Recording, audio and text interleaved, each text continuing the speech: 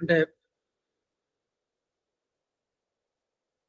నేను ఫస్ట్ క్లాస్‌లో చెప్పినట్లుగా మొత్తం 46 శ్లోకాలున్నాయి. అందులో 31 ఒరిజినల్‌గా ఈయన విద్యారణ్య గారు రాశారు. మిగతా 15 శ్లోకాలు సరస్వతి ఉపనిషత్తులో కనపడుతుంది. దృగ్దృశ్య వివేకంలో కూడా కనపడుతుంది. అయితే ఈ ఈ శ్లోకాల్లో ఫస్ట్ శ్లోకం నుంచి ఒకసారి చూద్దాం. అంటే మనం ఇవాళ ఫస్ట్ 5 శ్లోకాస్ కంప్లీట్ చేయడానికి ట్రై చేద్దాం. ఓకే. అంటే ఫస్ట్ 5 శ్లోకాస్‌లో ఫస్ట్ శ్లోకం మనం ఆల్రెడీ ఒకసారి చూసున్నాము. దాన్ని ఒకసారి రివైజ్ చేసుకుని మనం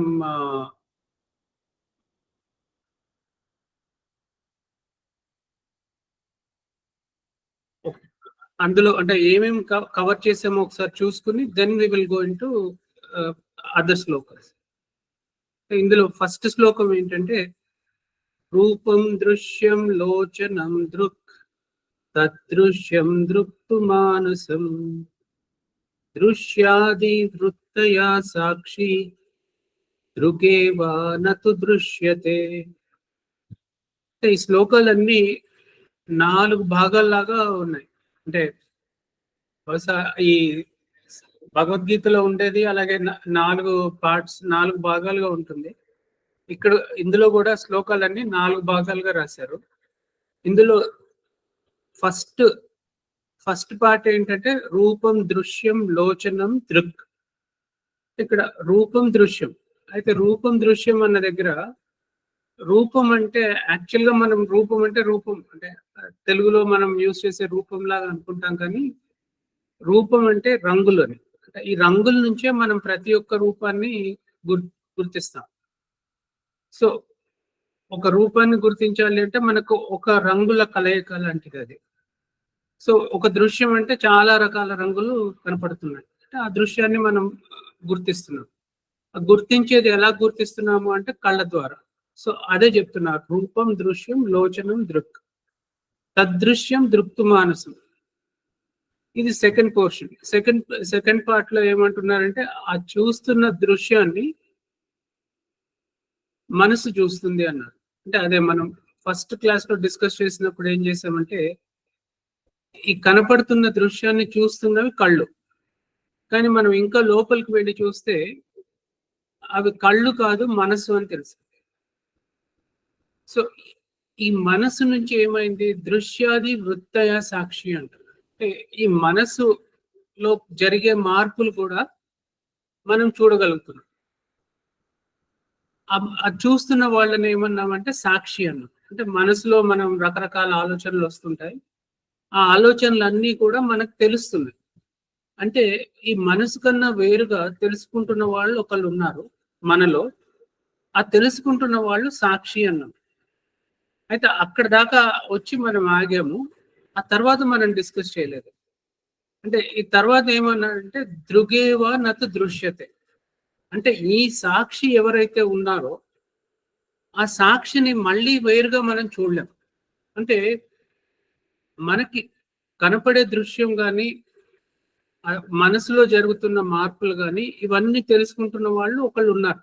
ఇది మనకి క్లియర్ గా అర్థమైంది. అంటే లాస్ట్ క్లాస్ లో మనం డీటెయిల్ గా చూసాం కాబట్టి నేను ఎక్కువ డిస్కస్ చేయట్లేదు. బట్ స్టిల్ నేను ఒకసారి మళ్ళీ దాన్ని డిస్కస్ చేస్తాను.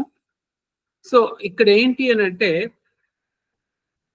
మనకి మనసు తెలుసుకుంటుంది. అంటే మనసులో కూడా మార్పు వచ్చింది. ఓకే, ఆ మార్పును తెలుసుకుంటూ ఉన్న వాళ్ళు సాక్షి. అయితే ఈ సాక్షి మారతాడా అంటే సాక్షి మారడు. సాక్షి ఎల్లప్పుడూ ఒక్కలాగే ఉంటారు. అంటే మనం దాన్ని గమనించవచ్చు కూడా. మనకి చూస్తున్న ప్రపంచం కనపడతా ఉంది. ఓకే, ఆ కనపడుతున్న ప్రపంచం మారుతున్నప్పటికీ మారకుండా ఒకళ్ళు చూస్తున్నారు. ఓకే, అలాగే మనసులో అన్ని మార్పులు జరుగుతున్నా కూడా ఆ మార్పులు తెలుసుకుంటున్న వాళ్ళు ఒకళ్ళు ఉన్నారు. కానీ తెలుసుకుంటున్న వాళ్ళని ఫర్దర్ గా తెలుసుకునే వాళ్ళు ఎవరు లేరు. అంటే ఈ తెలుసుకుంటున్న సాక్షి ఎవరైతే ఉన్నాడో ఆ సాక్షిని తెలుసుకునే వాళ్ళు ఎవరు లేరు. ఆ సాక్షే చైతన్యం, ఆ సాక్షే ఆత్మ, ఆ సాక్షే నేను. ఓకే, అయితే నేను లాస్ట్ క్లాస్ లోనే చాలా క్లియర్ గా ఒక విషయం చెప్పాను. నేను అనగానే మనం ఎక్కడ కన్ఫ్యూజ్ అవ్వద్దు. నేను అని మనం మాట్లాడుతున్నాము అని అంటే నామరూపాలతో ఉన్న మనం, అంటే ఈ శరీరమే నేను అనుకుంటాం. అంటే అందరికీ అది సహజం. దాంట్లో మనం కన్ఫ్యూజ్ అవ్వకూడదు. ఓకే, అంటే మనం నేను అని మాట్లాడుతున్నాం అని అంటే నామరూప జగత్తులో నేను లాగానే మాట్లాడుతున్నాం. ఈ మాట్లాడుతున్నప్పుడు మనకి ఏమైంది, ఈ శరీరం నేను అనుకుంటున్నాము. ఈ శరీరం నేను అనుకుని మొదలైనప్పుడు మనం చూస్తున్న కళ్ళ కన్నా వేరుగా మనసుతో మనం చూస్తున్నాము అన్నది గ్రహించాం. అంటే నేను ఫస్ట్ శ్లోకం దగ్గరే డిస్కస్ చేస్తున్నాను. సో చూస్తున్నది మనసు అని గ్రహించాం. మనసు అని గ్రహిస్తే ఇప్పుడు మనం ఏం కంక్లూజన్కి రావచ్చు అంటే ఈ శరీరం కన్నా వేరుగా మనసు ఒకటి ఉంది, ఆ మనసుని నేను అయి ఉండొచ్చు అని మనకి కొంత అర్థమవుతుంది. అక్కడి నుంచి మనం ఇంకా లోపలికి వెళ్తే ఆ మనసులో జరుగుతున్న మార్పులు కూడా తెలుసుకుంటున్న వాళ్ళు సాక్షి రూపంగా ఒకళ్ళు ఉన్నారు. ఆ సాక్షి రూపంగా ఉన్న ఏదైతే ఉందో అదే చైతన్యం, అదే నేను, అదే ఆత్మ. కానీ మన డిస్కషన్స్ కానీ మనం ఎప్పుడైనా సరే మనకి క్లారిటీ రావటానికి నేను అన్నప్పుడు ఎప్పుడు సాక్షితో కన్ఫ్యూజ్ అవ్వద్దు. నేను అని అంటే మనం ఈ నామరూపాలతో ఉన్న వాళ్ళమే నేను అని అనుకుందాం. ఎందుకంటే అప్పుడు మనకి ఒక క్లారిటీ ఆఫ్ థాట్ వస్తుంది. అంటే నేను ఆత్మని ఉన్నది ఒకటే, ఇలాగ మనం ఆలోచిస్తూ ఉంటే మనకి ఎప్పటికీ క్లారిటీ ఆఫ్ థాట్ రాదు. అందుకని మనం నేను అన్న మాట్లాడుతున్నాము అని అంటే నామరూపాలతో ఉన్న నేను. ఓకే, నేను తెలుసుకున్నది ఏంటి అని అంటే నామరూపాలతో ఉన్న నేను ఫస్ట్ శరీరం అనుకున్నాను, శరీరం కాదు మనసు అని తెలిసింది. ఇప్పుడు తెలిసింది ఏంటి అంటే మనసు కూడా కాదు, మనసులో సాక్షిలాగా ఉన్నది నేను అన్నది మనకు అర్థమైంది. అంటే ఏది, తెలుసుకుంటున్నవాడు తెలుసుకుంటున్న దానికన్నా వేరుగా ఉన్నాడు. ఇది మనకి ఫస్ట్ రూల్. అంటే మనం నిన్నటి నుంచి డిస్కస్ చేస్తున్నది అదే, తెలుసుకుంటున్నవాడు తెలుసుకుంటున్న దానికన్నా వేరుగా ఉన్నాడు. ఓకే, అయితే ఇలాగ విడదీస్తూ వస్తే సాక్షి దగ్గరకు వచ్చేటప్పటికి ఆ సాక్షిని ఫర్దర్ గా మనం విడదీయలేకపోతున్నాం. ఆ సాక్షి అన్నిటినీ తెలుసుకుంటున్నాడు. ఇక్కడ మనకు ఫస్ట్ అర్థమయ్యేది ఏంటంటే ఆ సాక్షినే నేను అనేది మనకు ఫస్ట్ అర్థమయ్యేది ఏంటి, ఆ సాక్షి ఎవరైతే ఉన్నారో ఆ సాక్షినే నేను. ఓకే, సో మనం ఆ సాక్షిని ఆత్మ అనుకుందాం, చైతన్యం అనుకుందాం, కానీ నేను అని మనం అనుకోవద్దు. కానీ మనకు తెలుస్తున్నది, అంటే మనం నేను అని మనం ఏదైతే అనుకుంటున్నామో అది మనం రాంగ్ గా అసోసియేట్ అవుతున్నాము. యాక్చువల్గా నేను ఎవరు అంటే సాక్షిని. కానీ అది మనకు గట్టిగా తెలియాలి, అంటే మనకి అన్ని రకాలుగా అర్థం అవ్వాలి అని అంటే మనం మొత్తం ఈ దృగ్దృశ్య వివేకం మొత్తం కంప్లీట్ చేస్తే మనకి క్లారిటీ వస్తుంది. సో ఇక్కడ మనం జస్ట్ స్టార్టింగ్ స్టేజ్ లో ఉన్నాం. సో ఇక్కడ మనం ఒకటి నిన్న ఎక్కువగా నేను స్ట్రెస్ చేసింది ఏంటి అని అంటే నేను ఉన్నాను అని తెలుసుకోవాలి అని అంటే నాకు ఏదైనా ఎక్స్టర్నల్ టూల్ అవసరం ఉంటుంది. అంటే మామూలుగా నేను చూస్తున్న నాకు దృశ్యం కనపడతా ఉంది అని అంటే నేను కళ్ళను ఉపయోగిస్తున్నాను. నాకు కళ్ళు ఒక టూల్ లాగా, ఉపాధి లాగా పనిచేస్తుంది. కళ్ళతో చూస్తున్నాను నేను. ఓకే, అలాగా ముక్కుతో వాసన చూస్తాను, చెవులతో వింటాను. ఇలాగా నా జ్ఞానేంద్రియాల నుంచి నేను ప్రపంచంలో జరుగుతున్నవన్నిటినీ తెలుసుకుంటున్నాను. ఓకే, సో నేను తెలుసుకుంటూ ఉన్నాను. ఓకే, ఈ తెలుసుకుంటున్న నేను సాక్షి స్వరూపం లాగా ఉండే నేనుకి డిఫరెన్స్ ఏంటి అంటే ఇప్పుడు నేను మానసిక స్థితిలో ఉన్నప్పుడు నాకు జరిగే అన్ని అనుభవాలు ఈ ఈ మనసు అనుభవిస్తుంది. అంటే మనం ప్రపంచంలో ఎక్స్పీరియన్స్ చేసే ఏదైనా సరే, మనం మంచి భోజనం తింటే దానిది కూడా మన మన మనసే అనుభవిస్తుంది. మనం ఏ పని చేసినా కూడా చివరికి అనుభవించేది మనసే. మన కర్మేంద్రియాలు కర్మ చేయడానికి పనిచేస్తాయి, కానీ అనుభవించేది మటుకు మనసే. అంటే మనం ఈ ప్రపంచం మొత్తాన్ని మీరు ఎక్కడ ఏ రకమైన అనుభవం అయినా మీరు గుర్తు చేసుకుని చూడండి, అది చివరికి మానసిక అనుభవమే. సో అనుభవించేవాడు మనసే అనుభవిస్తుంది. ఈ ప్రపంచం మొత్తాన్ని ఎవరు అనుభవిస్తున్నారు అంటే మనసే. మనం అనుకుంటాం ఏంటంటే ఇదేదో ఫిజికల్ వరల్డ్, మనకి కనపడుతున్న స్థూల ప్రపంచం మొత్తం మన అనుభవంలో ఉంది అనుకుంటాం. మనకు కనిపిస్తున్న స్థూల ప్రపంచం అంతా కూడా ఒక దృశ్యం లాగా మన అనుభవంలోకి వస్తుంది. ఎక్కడికి వస్తుంది అనుభవంలోకి అంటే మన మనసులోకే. ఇది ఫస్ట్ మనం గమనించాలి. సెకండ్ ఏంటి, నేను ఉన్నాను అన్నది నాకు ఎలా తెలుస్తుంది అని అంటే, తెలుస్తుంది నేను ఉన్నాను అన్న చైతన్యం ఉంటేనే నేను చుట్టుపక్కల ఉన్నవన్నీ తెలుసుకోగలుగుతాను. కానీ నేను ఉన్నాను అన్న విషయం తెలుసుకోవడానికి నాకు ఎక్స్టర్నల్ టూల్ అంటే వినడం కానీ, చూడడం కానీ, ఆ స్పర్శ కానీ ఏది అవసరం లేదు. ఏ రకమైన ఇంద్రియం అంటే మన పంచేంద్రియాలు ఏవి ఉపయోగించక్కర్లేదు. నేను ఇక్కడ అంటే నేను ప్రస్తుతం ఈ క్లాస్ వింటున్నాను అన్నది నాకు ఎలా తెలుస్తుంది అంటే తెలుస్తుంది. ఓకే, అంటే మన చాలా సార్లు మన ఆలోచనలో ఎక్కడ ఫ్లా ఉంది అన్నది ఎప్పుడు అర్థమవుతుందంటే, నేను ఆత్మని అని తెలుసుకోవడానికి ట్రై చేస్తున్నాను అని అంటాం. నేను ఆత్మని అని తెలుసుకోవడానికి ప్రయత్నించడానికి ఎలా తెలుస్తుంది? మనకి తెలిసే అవకాశం లేదు. ఎందుకంటే ఆత్మే నేనైనప్పుడు నాకు ఎలా తెలుస్తుంది? తెలుసుకోవాలి అంటే అది నాకన్నా వేరుగా ఉండాలి. ఇక్కడ మీరు ఇది చాలా సూక్ష్మమైంది. ఇది అర్థం చేసుకోవడానికి అంటే మనం ఈ 31 or 46 శ్లోకాస్ చేస్తున్నప్పుడు కూడా మనం ఈ పాయింట్ రిపీటెడ్ గా డిస్కస్ చేద్దాం. ఏంటి అంటే, నేను ఆత్మని అని చెప్పి తెలుసుకోలేను. ఎందుకు తెలుసుకోలేను అంటే నేనే అది అయి ఉన్నాను. నేను వేరే ఏ విషయమైనా ఎప్పుడు తెలుసుకోగలుగుతాను? నాకన్నా అది వేరుగా ఉంటేనే నేను తెలుసుకోగలను. సో నేనే ఆత్మస్వరూపాన్ని అయినప్పుడు నేను దాన్ని ఎలా తెలుసుకుంటాను? తెలుసుకోలేను. ఆత్మ నాకన్నా వేరుగా ఉందా అంటే ఎల్లప్పుడూ ఉంది. సో దాన్ని నేను తెలుసుకునేది అంటే వేరే ఏదో ప్రయత్నం చేసి తెలుసుకోవడానికి అది నాకన్నా వేరుగా లేదు. నాకన్నా వేరుగా ఉన్నదాన్నే నేను తెలుసుకోగలుగుతాను. సో మనం ఇప్పుడు నేను ఆత్మస్వరూపాన్ని అన్నది ఎలా తెలుసుకోవడానికి ప్రయత్నిస్తున్నాము అని అంటే, నాకన్నా వేరుగా ఉన్నదాన్ని విడదీసేసి మిగిలినది నేను. కానీ ప్రాక్టికల్ డిస్కషన్లో ఏం చేసాం మనం? నేను అనగానే నామరూపాలతో ఉన్న నేను అని మనం ఆలోచిస్తున్నాం.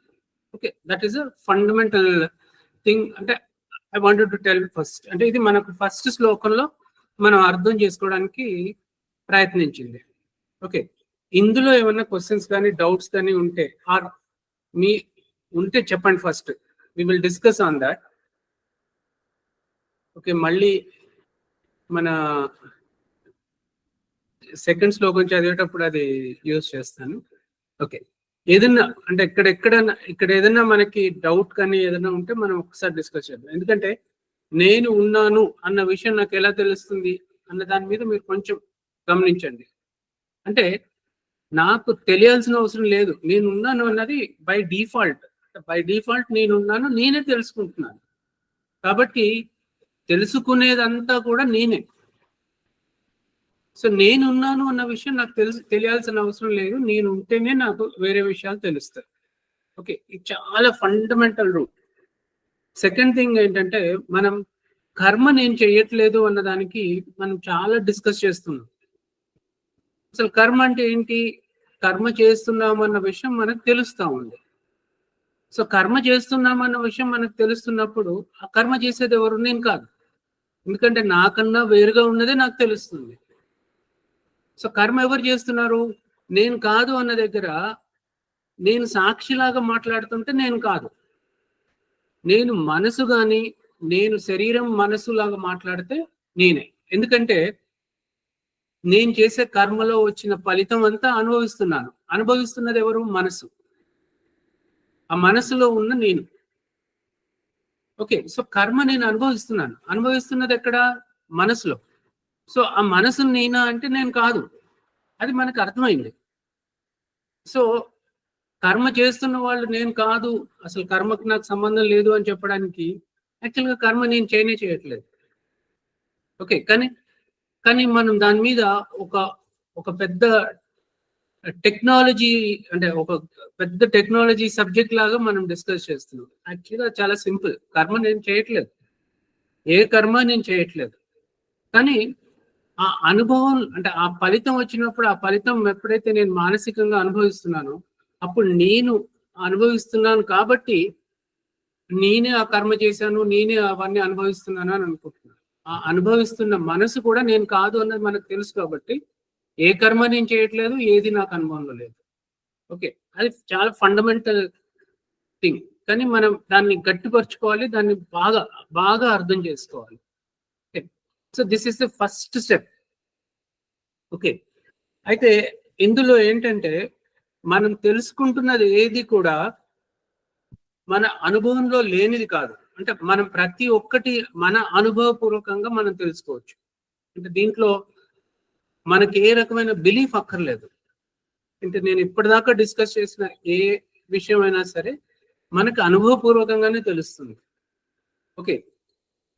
కాబట్టి అంటే మనం ఏం చేయాలి అని అంటే ఈ శ్లోకం మనకు అర్థం అవ్వాలి. అర్థమైంది మనం నిజ జీవితంలో యూజ్ చేసుకుంటూ చూడాలి. అంటే ఇది ప్రతిసారి, అంటే ఇది నేనెవరు, అందులో సాక్షి ఎవరున్నారు నాలో, అసలు ఆ సాక్షి ఏంటి అంటే మిగతావన్నిటిని వదిలేస్తే మిగిలింది సాక్షి. ఆ సాక్షినే నేను అన్న విషయాన్ని మనం ఎక్కువగా గమనించడానికి ప్రయత్నించాలి. ఈ ప్రయత్నించడం మనం ఎప్పుడైనా చేయొచ్చు. అంటే మనం ఒక పర్టికులర్ ప్లేస్ లో కూర్చుని చేయాల్సిన పనేం లేదు. సో మనం ఏ పని చేస్తున్నా, ఏ చేస్తున్నా కూడా మనం దీన్ని గమనించవచ్చు. కాబట్టి మనకి అంటే ఇది చాలా simple and powerful tool. Okay. So this is first shloka. మనం అంటే నెక్స్ట్ 4 శ్లోకాస్ కూడా ఈ ఫస్ట్ శ్లోకాన్ని ఎక్స్టెండ్ చేశారు. ఎందుకనంటే మనం డిస్కస్ చేసినవన్నీ కూడా మనకు అర్థమైనట్టు ఉంటాయి, కానీ మనం we go more deeper into it. అయితే ఇక్కడ నేను ఒక విషయం, ఇంకొకటి డీపర్ అన్న దాని మీద ఒక క్లారిటీ చెప్పాలనుకుంటున్నాను. డీపర్ అన్న దానికి వైడ్ గా ఉన్నదానికి చాలా డిఫరెన్స్ ఉంది. ఇప్పుడు ఈ సముద్రం చూసాం మనం. సముద్రం చూస్తే అది చాలా వైడ్, అంటే అది డెప్త్ కాదు, అది చాలా వైడ్ గా ఉంటుంది. మనకి ఎక్కడ చూసినా నీళ్ళే కనపడతాయి. మనం డెప్త్ ఎప్పుడు వెళ్తాము అని అంటే ఒక చిన్న ప్లేస్ తీసుకున్నప్పటికీ సముద్రంలో లోతుగా వెళ్తేనే మనకు కనపడుతుంది. ఓకే. లోతుగా వెళ్ళటం అంటే మనకి తెలిసిన దాన్నే తరిచి లోపలికి చూస్తున్నాం. మనం ఎక్కడో నాలెడ్జ్ ఉంది, ఆ నాలెడ్జ్ నుంచి మనకి ఏదో వస్తుంది అన్నది కాదు మనం చూస్తుంది. మనం డెప్త్ అంటే మనం తెలుసుకుంటున్న దానిలోనే లోతుగా చూస్తున్నాం. అంటే దాని లోపల ఇంకా ఏముంది అన్నది మనం చూస్తున్నాం. అంటే ఇప్పుడు నేను ఇప్పటి వరకు డిస్కస్ చేసిన దాంట్లో నేనెవరు అన్నది తెలియడానికి మనకు అర్థమైపోయింది. అంటే నాకు అందులో అర్థం కానిది అంటూ ఏమైనా ఉందా అన్నది నాకు డౌటే. ఎందుకంటే అది ఈజీగా మనకు అర్థమవుతుంది. అర్థమైన దాంట్లో మనం ఇంకా తెలుసుకోవాల్సింది ఏముంది అంటే దాంట్లో డెప్త్ తెలుసుకుందాం. అసలు మనకి నేను సాక్షిని అన్న విషయాన్ని మనం తెలుసుకోవడానికి ఇంకా ఎంత డీప్ గా వెళ్ళాలి అంటే మనకు రకరకాల క్వశ్చన్స్ ఉంటాయి. ఆ క్వశ్చన్స్ అన్ని అసలు జరుగుతున్నది ఏంటో ఇంకా మనకు పూర్తిగా అర్థం అవ్వాలి. వేగ్గా అర్థమైంది ఏంటి, నేను ఎలిమినేట్ చేసుకుంటూ వెళ్తే, నాకన్నా వేరుగా ఉన్నది ఏంటి అన్నది తెలుసుకుంటూ వెళ్తే నేను సాక్షిని అన్నది అర్థమవుతా ఉంది కానీ పూర్తిగా గట్టిపడట్లేదు. సో దాన్ని గట్టిపరచుకోవడానికి మనం ఏం చేస్తామంటే ఇంకా డీపర్ దాంట్లోకి వెళ్తాం. ఈ డీపర్ వేలో వెళ్ళినప్పుడు అంటే మనం ఫస్ట్ స్టేట్మెంట్ రూపం దృశ్యం లోచనం దృక్ అని మనం ఫస్ట్ స్టేట్మెంట్ చూసాము. ఆ ఫస్ట్ స్టేట్మెంట్ నే ఇంకా మోర్ డెప్త్ లోకి వెళ్తాడు ఇందులో. అంటే ఇప్పుడు నేను ఇందాక చెప్పాను, ఇప్పుడు ఈ శ్లోకం 4 భాగాలుగా ఉంది. రూపం దృశ్యం లోచనం దృక్ తదృశ్యం దృక్తు మానసం. అంటే ఫస్ట్ ఏమో కన్ను చూస్తుంది ఈ ప్రపంచాన్ని అని, ఆ తర్వాత మనసు ఈ ప్రపంచాన్ని చూస్తుంది అని. అంటే సెకండ్ ఆస్పెక్ట్ ఇది ఆ ఫస్ట్ శ్లోకంలోనే రెండో భాగం అది. ఓకే, సో మనం ఇప్పుడు సెకండ్ శ్లోకంకి వద్దాం. ఈ సెకండ్ శ్లోకం ఏం చేస్తుంది అని అంటే ఈ రూపం దృశ్యం లోచనం దృక్ అన్నదాన్నే ఇంకా మోర్ డీటెయిల్డ్ గా అనలైజ్ చేస్తుంది. మోర్ డీటెయిల్డ్ గా అసలు అప్పుడు మనం మోర్ డెప్త్ లోకి వెళ్తున్నాం. అంటే అంటే ఈ ప్రపంచాన్ని కళ్ళు చూస్తున్నాయి అని అనుకున్నాం. అయితే ఆ కళ్ళు చూస్తున్నాయి అన్న దాన్ని మనం ఇంకా డీప్ గా అర్థం చేసుకున్నాం. Okay, right. అదేంటి అన్నది ఇక్కడ చూద్దాం. నీలపీత స్థూల సూక్ష్మ హ్రస్వ దీర్ఘాది భేదత నానా విధాని రూపాణి పశ్యే లోచనమేకత. అంటే ఇక్కడ నీలపీత స్థూల సూక్ష్మ అన్నారు. అంటే నీలపీత అన్న దగ్గర కలర్స్ మాట్లాడుతుంది. స్థూల సూక్ష్మ అంటే పొడుగు అంటే పెద్దవి చిన్నవి అని, అంటే అది మనకు అర్థమైపోతుంది స్థూల సూక్ష్మ. హ్రస్వ దీర్ఘాది భేదత అంటే పొడుగు పొట్టి అన్నది ఇక్కడ. అంటే స్థూల సూక్ష్మ అంటే స్థూల శరీరం, ఏనుగు అనుకోండి, ఒక చిన్న పిల్లి అనుకోండి.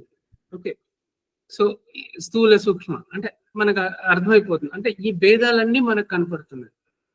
ఓకే, సో నానా విధాని రూపాన్ని పశ్యలోచనం ఏకత.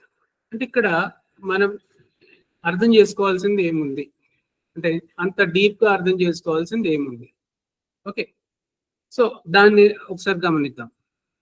అయితే ఇక్కడ స్టార్ట్ చేసే దగ్గర ఏమంటున్నాడంటే చూసేవి కళ్ళే. అంటే మనకి రకరకాల ప్రపంచం కనపడుతుంది. అంటే ప్రపంచంలో మనకి చూసే కళ్ళతో మనం చూసే ప్రపంచంలో మనకి రకరకాల వస్తువులు కనపడుతున్నాయి, చెట్లు కనపడుతున్నాయి, రకరకాలుగా ఈ ప్రపంచం కనపడుతుంది.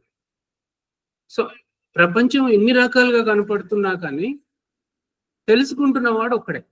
అంటే కళ్ళే చూస్తున్నాయి. అంటే మనకి ఫస్ట్ మనం అర్థం చేసుకోవాల్సింది ఏంటి? కళ్ళు చూస్తున్నాయి. ఈ ప్రపంచం ఎన్ని రకాలుగా కనపడుతున్నప్పటికీ తెలుసుకుంటున్నది ఏంటి? కళ్ళు. సో కళ్ళు ఒకటే. అంటే మన కళ్ళు ఈ ప్రపంచం మొత్తాన్ని ఎన్ని రకాలుగా కనపడుతున్నా ఆ కళ్ళే చూస్తున్నాయి. అంటే చూసేవాడు ఒకడు, కనపడేవి చాలా కనపడుతున్నాయి, చూస్తున్నవాడు ఒక్కడు. ఓకే, అయితే ఇంకొకటి ఏంటంటే ఈ కనపడుతున్న ప్రపంచం ఎప్పుడు ఒకేలాగా ఉందా అంటే లేదు. కనపడుతున్న ప్రపంచం మార్పు చెందుతుంది. ప్రపంచం మార్పు చెందుతున్నప్పటికీ చూస్తున్నవాడు ఒక్కడే. మళ్ళా మార్పు చెందకుండా చూస్తున్నవాడు ఒక్కడే. ఓకే, అంటే మనం చూస్తున్న ప్రపంచం, ఇప్పుడు మనం పొద్దున చూసాము, వెలుగు వచ్చింది, రాత్రి అయింది, చీకటి వచ్చింది. అంటే ఈ మార్పు జరిగింది. ఈ మార్పు జరిగింది అన్నది చూస్తున్న కళ్ళు మార్పు చెందలేదు. ఓకే, ఇక్కడ చాలా చాలా ఇంపార్టెంట్ పాయింట్ ఉంది. అంటే ఇది మనకు అర్థం అవ్వాలి అని అంటే మనం అంటే 3వ శ్లోకం కూడా చూసాక దాని మీద డిస్కస్ చేద్దాము. ప్రస్తుతానికి ఇది గమనిస్తూ ఉందాం. అంటే మార్పు చెందుతున్న ప్రపంచాన్ని మార్పు చెందకుండా ఉన్నదే తెలుసుకోగలుగుతుంది. అంటే మార్పు చెందకుండా ఉన్నది అంటే పొద్దున్న చూడగలిగింది, మళ్ళీ రాత్రి చూడగలిగింది. ఓకే, సో పొద్దున్న నేను సూర్యుని చూశాను, రాత్రి చీకటిని చూస్తున్నాను అన్న విషయం నాకు తెలిసింది. మార్పు చెందుతున్న ప్రపంచాన్ని నేను చూసాను. ఓకే, అంటే నా కళ్ళు చూశాయి. అయితే ఈ కళ్ళు మార్పు చెందకుండా ఉంటేనే ఈ మార్పుని గుర్తించగలుగుతాయి. ఈ కళ్ళు కూడా మార్పు చెందుతూ ఉంటే ఈ మార్పుని గుర్తించలేవు. అంటే నేను ఎగ్జాంపుల్ మీరు బాగా గమనించాలి అని అంటే నేను ఒక మంచి ఎగ్జాంపుల్ చెప్పగలను. ఏంటంటే ఆఫీస్లో వర్క్ చేస్తున్నాం ఆర్ ఇంట్లోనే అంటే త్రూ ద డే ఇల్లు మొత్తం కవర్ అయిపోయి ఉంటే, లైట్ ఏది రాకుండా ఉంటే, మనకు వాచ్ అన్నది మనం చూడకుండా ఉంటే, మనకి టైం ఎంత జరిగిందో మనకు తెలియదు. అంటే మనం ఇప్పుడు పొద్దున్నున్నామా సాయంత్రంలో వచ్చేసామా అన్న విషయం మనకు తెలియదు. అంటే మనం ఎలా తెలుసుకోగలుగుతున్నాం? పొద్దున్న సూర్యుడిని చూసాము, సాయంత్రం చంద్రుని చూసాం, లేకపోతే చీకటి చూసాం. ఈ రెండింటిని చూసినప్పుడు మనకు మార్పు చెందింది అని తెలుసు.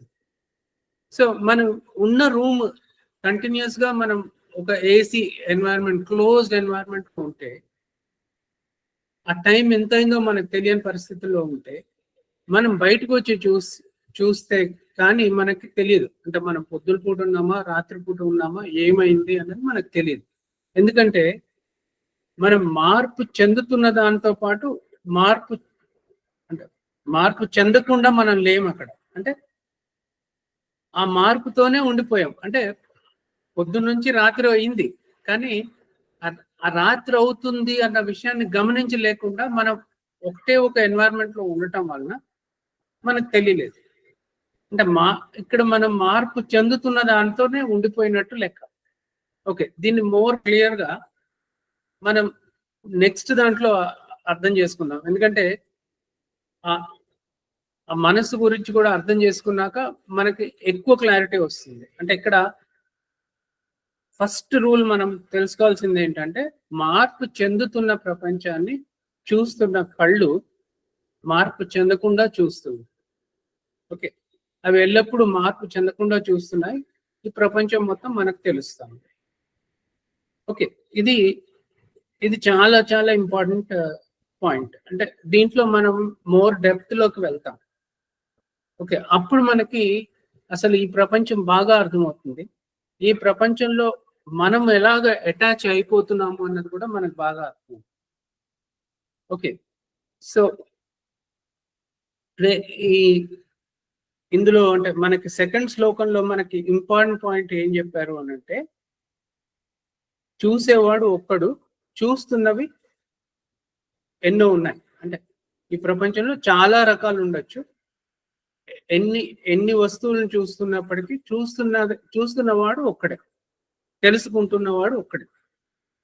ఓకే, ఇంకొకటి ఏంటి, ఈ మార్పు చెందుతున్న ప్రపంచాన్ని కూడా చూస్తున్నది ఒక్కడే. ఆ చూస్తున్నవాడు మార్పు చెందకుండా ఉన్నాడు. ఓకే, దీన్ని మోర్ క్లియర్ గా మనం నెక్స్ట్ శ్లోకం తర్వాత డిస్కస్ చేద్దాం. ఓకే, అక్కడ నేను అంటే I want to discuss more clearly. Okay, so ఇక్కడ వరకు ఆగితే మన ఎవరికైనా క్వశ్చన్ ఏదైనా ఉందా? డౌట్ కానీ క్వశ్చన్ కానీ? సో ఇవన్నీ ఏంటంటే మనకు అనుభవంలో ఉండేవే. నేను చెప్తున్న పాయింట్స్ ఏవి కూడాను మనకి అనుభవంలో లేనివి కాదు. సో అన్ని అనుభవంలోనే ఉన్నాయి, కానీ మనం మోర్ డెప్త్ తో గమనిస్తున్నాం. ఏంటి ఫస్ట్ గమనించింది ఏంటి, మనం చాలా వస్తువులు చూస్తున్నది ఒకటే. మార్పు చెందేది ప్రపంచాన్ని చూస్తున్నవాడు మార్పు చెందకుండా ఉన్నాడు. ఈ రెండు మనం చాలా ఇంపార్టెంట్ గా గమనించాలి. ఓకే, సో దీని తర్వాత will go in to the third Shloka. Sir 1 minute చెప్పండి. అంటే కర్మని నేనే చేస్తున్నాను, కర్మని నేనే అనుభవిస్తున్నాను అని చెప్తున్నారు కదండి సార్. మరి ఇక్కడ కర్మ ఇప్పుడు కర్మ ఉందండి. కర్మ ఎవరు చేస్తున్నారు? మనమే చేస్తున్నాం. మనం అంటే ఇప్పుడు నేను మాట్లాడుతున్నాను, ఈ చేతులతో వంట చేస్తున్నాను అనుకున్నాను. ఓకే, వంట చేస్తున్నాను అన్నది కర్మ. ఓకే, ఈ కర్మ చేస్తున్నది ఎవరు? ఈ శరీరం.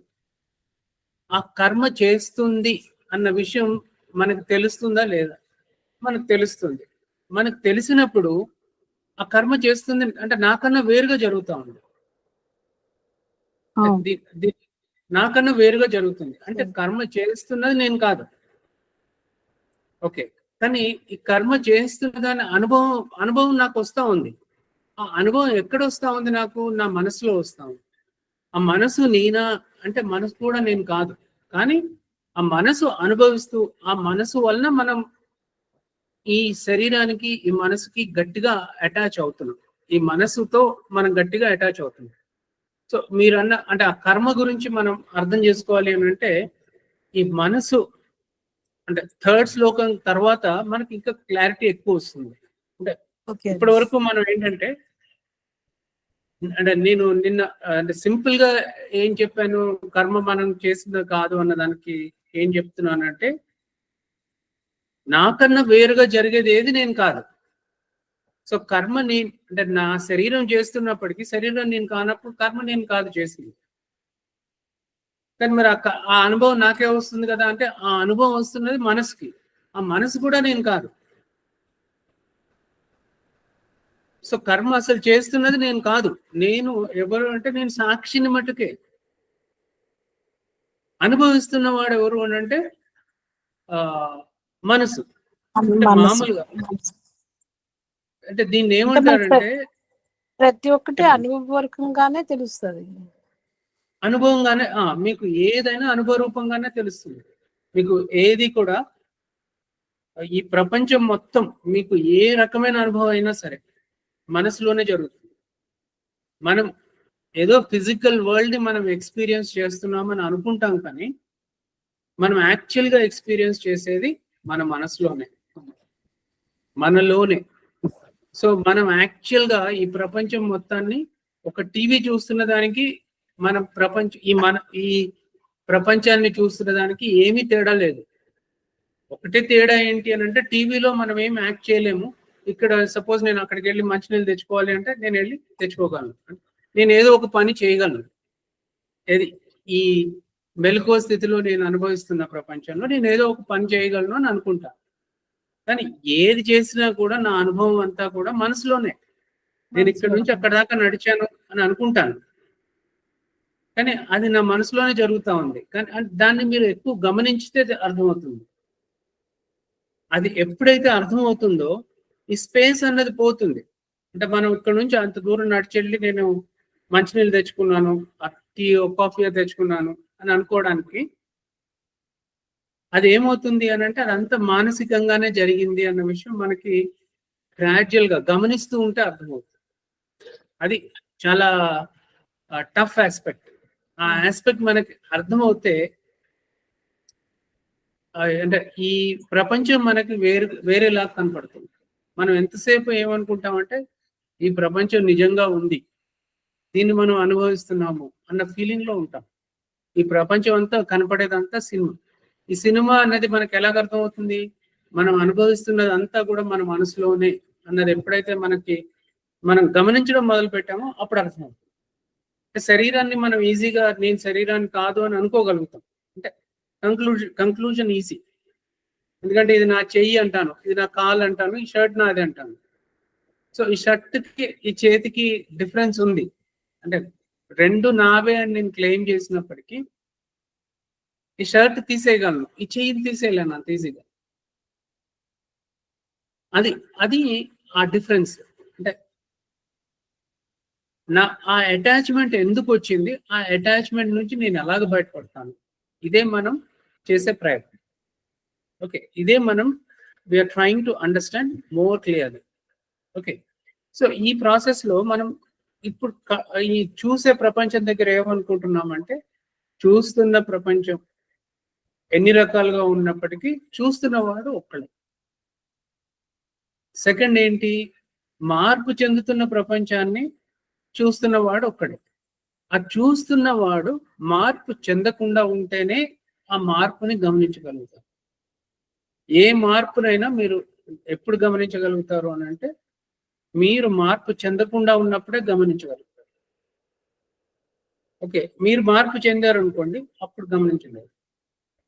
అంటే ఈ మారుతున్న ప్రపంచంలో ఆ మార్పుతో మనం ఉంటే కనుక మనం గమనించలేము. ఓకే, అది మనకి అంటే మనసుతో చాలా ఈజీగా అర్థమవుతుంది. దీంట్లో కూడా అర్థమవుతుంది, కానీ అంటే మనకి చాలా దాని మీద అంటే ఆలోచిస్తూ ఉంటేనే మనకు అప్పుడు అర్థమవుతుంది. ఓకే, సో ఇంతలోకి నెక్స్ట్ శ్లోకం చూద్దాము. ఇంకేం డౌట్ ఉందండి? అంటే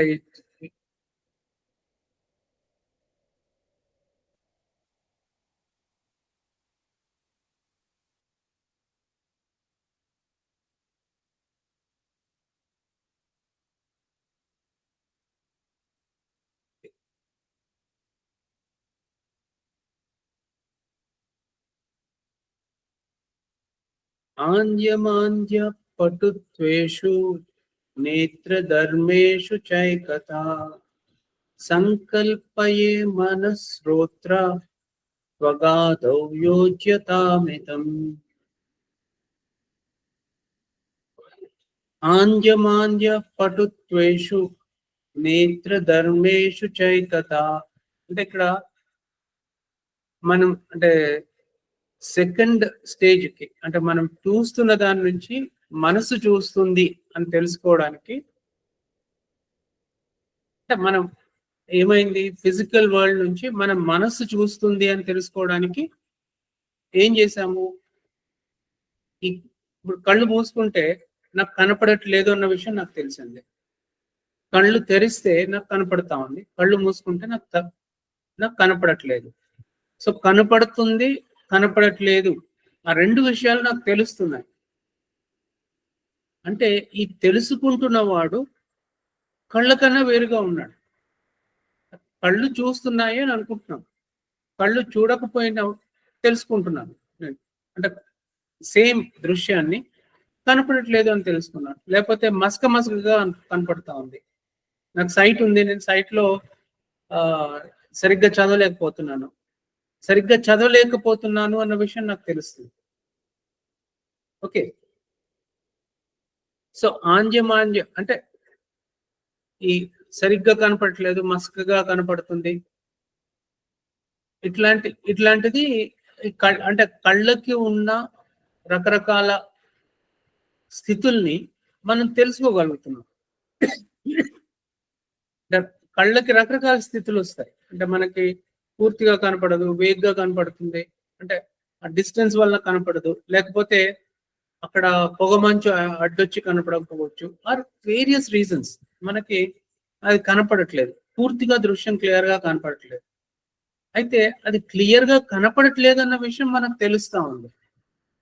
ఎప్పుడైతే మనకి అది క్లియర్ గా కనపడట్లేదు అన్న విషయం మనకు తెలుస్తా ఉందో మనకు అర్థమైంది ఏంటి అని అంటే, మనం కళ్ళు కాదు మనం చూస్తున్నది, కళ్ళు ఒక ఇన్స్ట్రుమెంట్ మాత్రమే, అది ఒక రకమైన ఉపాధి. దాన్ని యూజ్ చేసుకుని మనం చూస్తున్నాం ఈ ప్రపంచాన్ని. కళ్ళని యూజ్ చేసుకుని మనం ఈ ప్రపంచాన్ని చూస్తున్నాం, అంతే కదా? సో ఇక్కడ ఏమంటున్నాడు? సంకల్పయే మనశ్రోత్రం స్వగాదౌ యోజ్యతామిదం. అంటే ఇక్కడ ఏమంటున్నారంటే, అంటే ఇక్కడ ఇంకా మనం మనసు దగ్గరికి రాలేదు, అంటే మనసు తెలుసుకుంటుంది అన్న విషయమే వచ్చింది. అంటే ఇక్కడ ఇది మనం థర్డ్ శ్లోకంలో ఉన్నాము. థర్డ్ శ్లోకంలో ఏమైంది? అంటే కళ్ళు చూస్తున్నాయి అన్న దగ్గర నుంచి మనం మనసు చూస్తుంది అన్న విషయాన్ని తెలుసుకున్నాం. ఎలా తెలుసుకున్నాము? కళ్ళు చూస్తున్నాయి కానీ కళ్ళల్లో జరుగుతున్న మార్పులన్నీ నాకు తెలుస్తున్నాయి కాబట్టి కళ్ళ కన్నా వేరుగా తెలుసుకునేవాడు నాలో ఉన్నాడు. కళ్ళ కన్నా వేరుగా ఎవరు తెలుసుకుంటున్నారు అంటే నా మనసు తెలుసుకుంటుంది. అయితే ఇది ఉట్టి కళ్ళకే సంబంధమా అని అంటే కళ్ళే కాదు, మనం వెలికిడి అంటే మన అన్ని పంచేంద్రియాలన్నిటినీ మనం ఉపయోగించి తెలుసుకునే వాటిల్లో ఆ తెలుసుకుంటున్నవంతా కూడా మనం మానసికంగానే తెలుసుకుంటాం. మనం ఎక్కడ వేరే అంటే ఫిజికల్ వరల్డ్ లో మనం ఏం తెలుసుకోలేము. అంటే మనకి ఏ రకమైన అనుభవం అయినా సరే మనకి మానసికంగానే తెలుస్తాము. చెవులు వినపడుతున్నాయి, సరిగ్గా వినపడట్లేదు, ఈ రెండు కూడా మనకి ఎలా తెలుస్తుంది? మానసికంగానే తెలుస్తుంది. ఓకే, సో ఈ మార్పులన్నీ మనకు తెలుస్తున్నాయి. ఇంకొకటి ఏంటి? మనం రకరకాలుగా తెలుసుకుంటున్నాం. కళ్ళ నుంచి తెలుసుకుంటున్నాం, చెవుల నుంచి తెలుసుకుంటున్నాం, ముక్కు నుంచి తెలుసుకుంటున్నాం, నోటి నుంచి తెలుసుకుంటున్నాం. ఇలాగా అన్ని విధాలుగా అంటే మనకి పంచ కర్మేంద్రియాల నుంచి పంచ జ్ఞానేంద్రియాల నుంచి మనం తెలుసుకుంటున్నాం. అంటే తెలుసుకునేవి చాలా ఉన్నాయి మనకి, అంటే చాలా విధాలుగా మనం తెలుసుకుంటున్నాం. చాలా విధాలుగా మనం తెలుసుకుంటున్నప్పటికీ తెలుసుకుంటున్నవాడు ఒక్కడే. అంటే ఇందాక కూడా అదే మనం డిస్కస్ చేసింది ఏంటంటే, ప్రపంచంలో చాలా వస్తువులు కనపడుతున్నాయి, కానీ తెలుసుకుంటున్నవాడు ఒక్కడే. అవి మార్పు చెందుతున్నాయి. ఆ మార్పు చెందుతున్నాయి అని తెలుసుకుంటున్నవాడు కూడా ఒక్కడే. అలాగే ఆ అవి ఆ జ్ఞానేంద్రియాలు కాదు తెలుసుకుంటున్నవి. ఆ జ్ఞానేంద్రియాలకు అతీతంగా మనసు తెలుసుకుంటుంది అన్నది మనకిప్పుడు థర్డ్ శ్లోకం వల్ల కొంచెం గట్టిగా అర్థమవుతాం. అంటే ఈ థర్డ్ శ్లోకంలో మనం ఏమనుకుంటున్నాం? తెలుసుకుంటున్నవి ఎన్నో ఉన్నాయి. ఎన్నో విషయాలు మనం తెలుసుకుంటున్నప్పటికీ తెలుసుకుంటున్నవాడు ఒక్కడే. ఓకే. తెలుసుకుంటున్నవాడు ఒక్కడే. అది ఎవరు? మనసు. ఓకే. దీని మీద కొంచెం ఆలోచించండి. ఆలోచిస్తే అంటే మనకి ఒక ఒక క్లారిటీ వస్తుంది. అంటే ఇక్కడ అంటే మనకి ఈ ప్రపంచం మీరు చూస్తూ మీ చుట్టుపక్కల ఉన్న ఏ వస్తువులన్నా ఒకసారి చూస్తూ గమనించి చూస్తే ఈ ప్రపంచం మొత్తం మనం మానసికంగానే అనుభవిస్తున్నాం అన్న విషయం తెలుస్తుంది. ఇప్పుడు మనకి కళ్ళు చూస్తున్నాయి. ఎదురుగుండా మనకు ఫ్యాన్ కనపడుతుండొచ్చు, ఏసీ కనపడుతుండొచ్చు, ఇంకే మంచం కనపడుతుండొచ్చు. ఎనీథింగ్ ఏది కనపడుతున్నా కూడా మనం గట్టిగా గమనించి చూస్తే అది చివరికి వచ్చి మన మనసులోనే తెలుస్తా ఉంది. మనం మానసికంగానే దానిని గుర్తించగలుగుతున్నాం తప్పితే ఫిజికల్ గా మనకేమీ తెలియదు. అంటే తెలియదు అంటే ఇప్పుడు మనం ముట్టుకుంటే ఇక్కడ ఆహా ఈ మంచం ఉంది, ఈ చైర్ ఉంది, నేను ముట్టుకుంటే ఇక్కడ చైర్ ఉంది అని తెలుస్తుంది. నేను నా ఎదురుగుండా ల్యాప్టాప్ ని ముట్టుకున్నాను అని తెలుస్తుంది. ఓకే. కానీ ఆ అనుభవం ఎక్కడ వస్తుంది? అది చివరికి నా మనసులోనే వస్తుంది. సో నేను అనుభవిస్తున్న ఈ ప్రపంచం మొత్తం స్థూలంగా ఉంది అని అనుకున్నప్పటికీ అది అనుభవిస్తున్నది మటుకు నేను మానసికంగా. ప్రపంచం మొత్తాన్ని నేను మానసికంగానే అనుభవిస్తున్నాను. ఓకే. దీంట్లో మీకు ఏదైనా డౌట్ ఉంటే ఆలోచిద్దాం. అసలు అసలు మనం ఒక 1 మినిట్ మనం దాని మీద కాన్సన్ట్రేట్ చేసి చూద్దాం. ఏంటి ఈ ప్రపంచం మొత్తం నాకు ఎలాగ అనుభవంలోకి వస్తా ఉంది. సో నేను అన్న దగ్గర నేను ఆల్వేస్ మనం ఏంటి ఈ శరీరం మనసే అనుకుంటున్నాం. కానీ మనం తెలుసుకోవడానికి ప్రయత్నిస్తుంది ఏంటంటే ఇవి కాదు నేను, ఆత్మని నేను, ఆ సాక్షిని నేను. ఇక్కడ ఆత్మ అని అనలేదు, సాక్షి అన్నారు. కాబట్టి మనం సాక్షి మీదే ఉన్నాం. ఆ సాక్షే చైతన్యం అంటారు. అంటే తర్వాత చైతన్యం అని డిస్కస్ చేస్తారు. సో ఆ చైతన్యం లేకపోతే ఆ సాక్షిని నేను అనేది మనం తెలుసుకోవడానికి ట్రై చేస్తుంది. కానీ మనం నేను అనుకునేది ఎప్పుడు కూడా మన మనసు దగ్గర వచ్చి శరీరం మనసు. సో నేను ఈ ప్రపంచాన్ని ఎలాగ అనుభవిస్తున్నాను సార్? మీరు ఒక 1 మినిట్ మనం దాని మీద ఆలోచిద్దాము. ఈ ప్రపంచం మొత్తం నాకు కనపడుతుంది. సో నాకు ఎలా కనపడుతుంది? అది నా మనసులో కనపడుతుంది. అంటే చాలా సార్లు మనం ఈ ప్రపంచం ఒక తెర, అది ఒక సినిమాలా కనపడుతుంది అని అంటాం. కానీ అది వినడానికి బాగానే ఉంటుంది. కానీ నిజంగా మనకు ఆ అనుభవం అవుతుంది అన్న విషయం మనం ఇప్పుడు గమనించవచ్చు. ఓకే. సో మనందరం ఒక్కసారి ఒక 1 మినిట్ 9:47 అయింది. 9:48, 49 వరకు ఒకసారి మనందరం దాని మీద ఆలోచిద్దాం. ఈ ప్రపంచం నాకు ఎలా కనపడుతుంది? Okay. I will stop here for a minute. ఒకసారి ఆలోచించండి. ఈ ప్రపంచం మనకి ఎలాగ అనుభవం అవుతుంది? మీకు కనపడుతున్న అన్ని వస్తువులు, మీకు తెలుస్తున్న అన్ని వస్తువుల్ని గమనించి చూడండి. ప్రపంచం మొత్తం కూడా మీకు మనసులోనే కనపడుతుంది. మీరు అక్కడ ఫిజికల్ గా ఉన్నాయి అనుకున్న వస్తువులు కూడా అనుభవపూర్వకంగా మీకు తెలిసేది మీ మనసులోనే.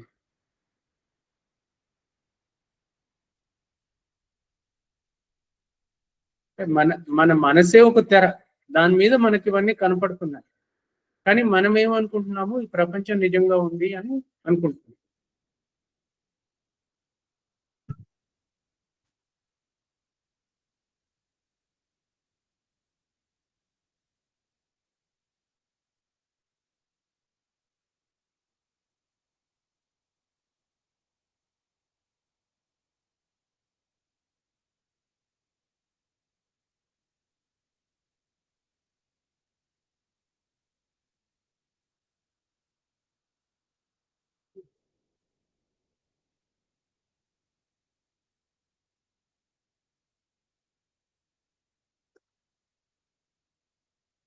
ఓకే.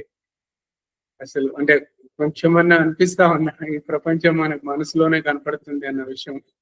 అంటే కొంచెం కొంచెంగా అది అంటే మనకి గట్టి పడుతుంది అది. అంటే ఈ ప్రపంచం మనకు అలా కనపడుతుంది. మీరు చాలా సింపుల్‌గా ఆలోచించొచ్చు అని అనుకుంటే, నిన్నెక్కడుంది? నిన్నెక్కడుంది అని మనం ఆలోచిస్తే అది మన మనసులోనే ఉంటుంది. నిన్న మన మనసులోనే ఉంటుంది. బయట ఎక్కడా లేదు. ఇంకా నిన్న జరిగిపోయిందంతా నిన్ననే అయిపోయింది. దాన్ని మనం మార్చలేము. ఓకే. నిన్నను మళ్ళీ తీసుకురాలేము. సో, నిన్న లేదా అంటే నిన్న ఉంది. ఎందుకంటే నిన్న నేను ఆ అనుభవం నిన్నటి అనుభవం నాకుంది. ఇవాల్టి అనుభవం మళ్ళీ నాకుంది. సో, అనుభవంలో ఉంది. కానీ ఎక్కడుంది అది? మానసికంగా ఒక చిత్ర రూపంలో ఉంది తప్పితే, నిజంగా అంటే మనం అనుకునే ఈ స్థూల ప్రపంచంలో లేదు. అసలు మనం అనుకుంటున్న ఈ స్థూల ప్రపంచమే లేదు. కానీ ఉంది అని భ్రమపడుతున్నాం.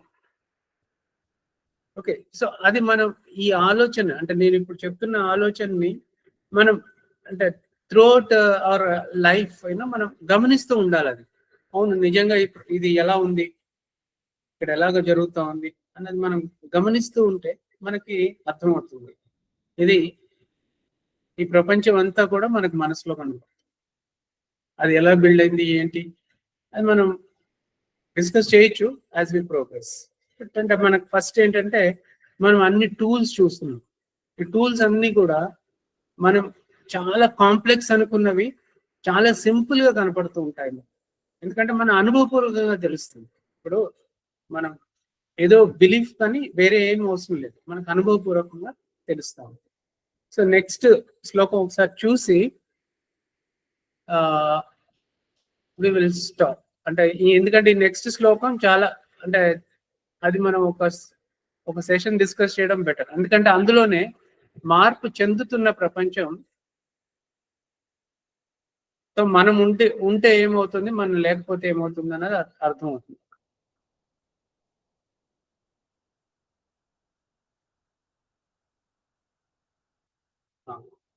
ఇక్కడ నుంచి అంటే ఈ 4వ శ్లోకంలో ఏమవుతా ఉంది అని అంటే మనసు నుంచి మూవ్ అయ్యి సాక్షిలోకి వెళ్తుంది. ఓకే. ఎలాగవుతుంది అంటే ఇప్పుడు మనం ఏమనుకున్నాం, ఇంద్రియాల నుంచి చూస్తున్న ప్రపంచాన్ని తెలుసుకుంటున్నది ఎవరు అని అనుకుంటే మనసు అని వచ్చింది. ఎందుకంటే ఇంద్రియాల కన్నా వేరుగా మనసు ఉంది. ఆ మనసు తెలుసుకుంటా ఉంది. ఇప్పుడు ఏం చేస్తున్నాం అంటే ఆ మనసు కూడా మనకి తెలుస్తా ఉంది అన్న విషయాన్ని గమనిస్తున్నాం. ఇది ఎలాగంటాడంటే కామ సంకల్ప సందేహ శ్రద్ధా శ్రద్ధే ధృతీతరే రిచ్చేవమాదిన్ భాసయచ్చే కదాచిత్. ఇప్పుడు కామ సంకల్ప సందేహో శ్రద్ధా శ్రద్ధే ధృతీతరే రిచ్చేవమాదిన్ భాసయచ్చే కదాచిత్.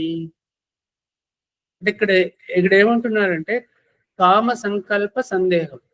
ఇప్పుడు కామం అంటే ఒక కోరిక దేని మీద కలగచ్చు. ఓకే. సో ఒక కోరిక కలగడం మనకు తెలుస్తుంది. ఒక సంకల్పం వచ్చింది అది తెలుస్తుంది. ఒక సందేహం వచ్చింది అది తెలుస్తా ఉంది. మనకు శ్రద్ధ ఉంది అది తెలుస్తా ఉంది. శ్రద్ధ లేదు అది తెలుస్తా ఉంది. ధృతి అంటే పట్టుదల, మనకు పట్టుదల ఉంది అన్న విషయం మనకి తెలుస్తుంది. రిచ్చేవమాదిన్ అంటే ఇప్పుడు మోడెస్టీ అన్నారు. అంటే మోడెస్టీ అంటే నమ్రతగా ఉండడం, అదే కోపంగా ఉండడం, అహంకారంతో ఉండడం, ఇట్లాంటివన్నీ కూడా మనకి అలా ఉంటాము అన్న విషయం మనకు తెలుస్తుంది. ఇవన్నీ మనం గమనించే మనలో జరుగుతున్న మనలో కలిగే అన్ని రకాల ఆలోచనలు. ఇప్పుడు మనకి కోరిక కలగచ్చు, సంకల్పం కలగచ్చు, మనకి ఒక దాని మీద శ్రద్ధ ఉండొచ్చు, ఒక దాని మీద శ్రద్ధ లేకుండా ఉండొచ్చు. ఇలాగ రకరకాల మన మానసిక స్థితిని డిస్కస్ చేస్తున్నాం. సో ఈ మానసిక స్థితి ఎలా ఉంది, మన మనసులో జరుగుతున్న ఆలోచనలు ఏంటి, అన్నవన్నీ కూడా మనకు తెలుస్తున్నాయి. అంటే మనం ఏమనుకుంటున్నాం, ఈ మనసులో వచ్చిన ఆలోచనలన్నీ నేనే అనుకుంటున్నాం. ఆ మనసులో వచ్చిన, ఇప్పుడు నాకు ఒక కోరిక కలిగింది, ఆ కోరిక నాకు కలిగింది, దాన్ని నేను ఆ కోరిక, ఇప్పుడు నాకు దాహం అనిపించింది, నీళ్ళు తాగాలనుకున్నాను, అదొక కోరిక. ఆ కోరిక కలిగింది కాబట్టి నేను నీళ్ళు తాగుతున్నాను అని అనుకుంటున్నాను. ఓకే,